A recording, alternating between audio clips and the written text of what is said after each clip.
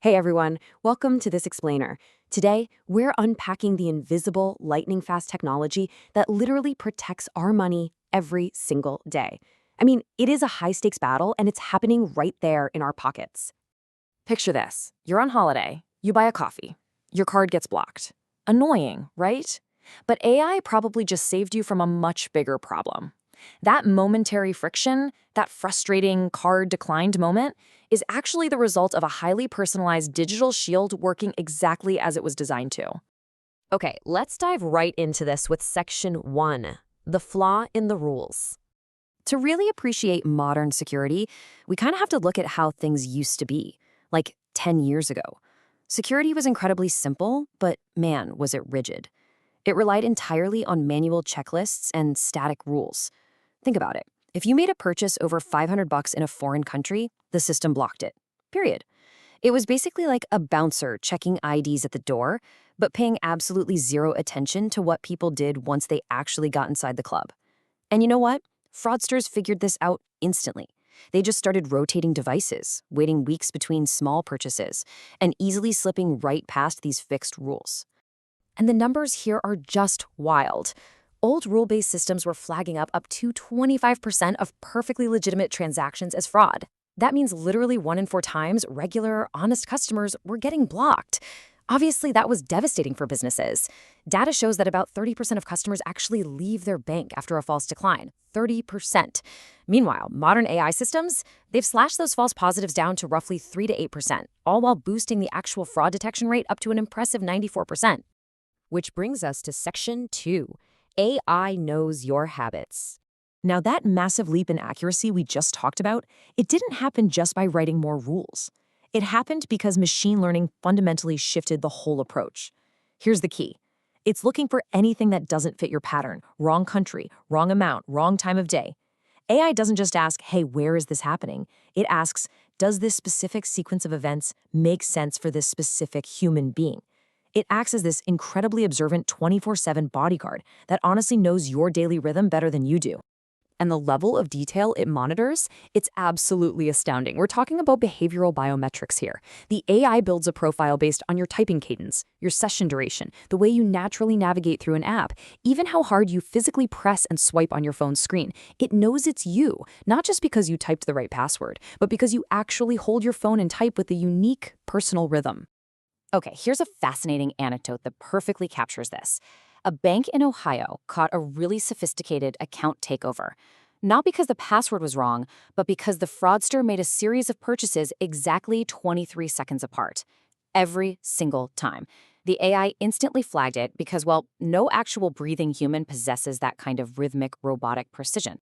Now, what's really interesting is how this works under the hood. Section 3, the machine learning brain. So the biggest headache data scientists face here is what's called the class imbalance problem. Look at this. 99.9% of transactions are perfectly fine.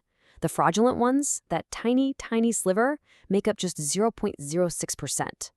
Spotting a scammer isn't just looking for a needle in a haystack. It's literally like finding a microscopic needle in a massive mountain of safe purchases. And the kicker? They have to do it without slowing down the entire global economy. And this brilliantly illustrates how they pull it off. To solve that needle in a haystack problem requires some incredibly sophisticated architecture.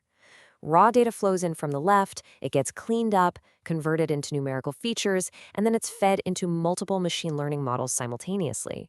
Only after this rigorous, multi-layered evaluation does the system actually decide whether to generate a fraud alert. So the absolutely crucial point here is that no single algorithm does this alone. They use something called ensemble learning. Think of it as a team of advanced algorithms like Random Forest and XGBoost, acting as a sort of council.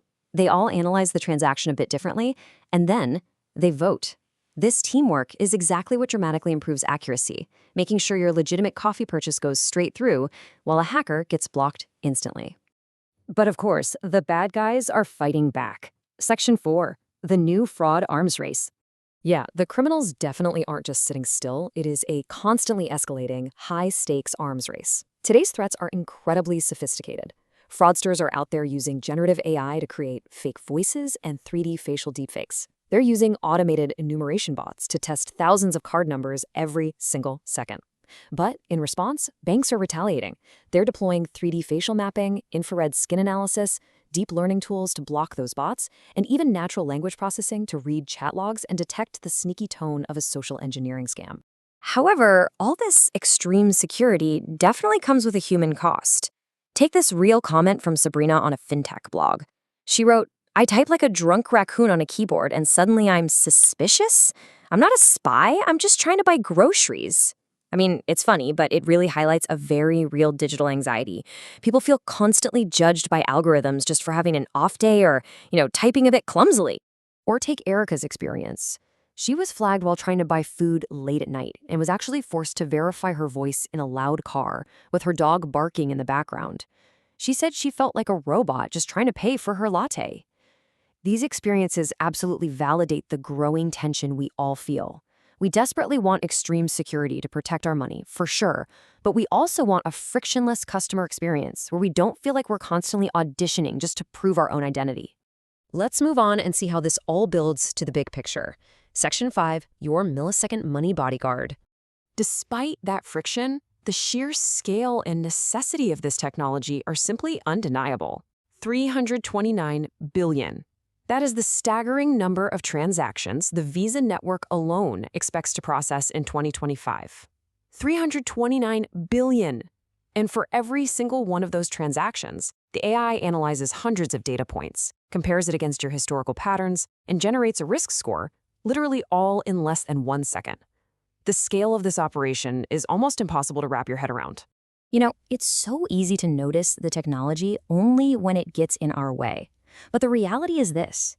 Every time your card works without a hitch, an AI just made a decision about you in milliseconds. That invisible, hyper-fast protection is always right there, silently approving the rhythm of your daily life.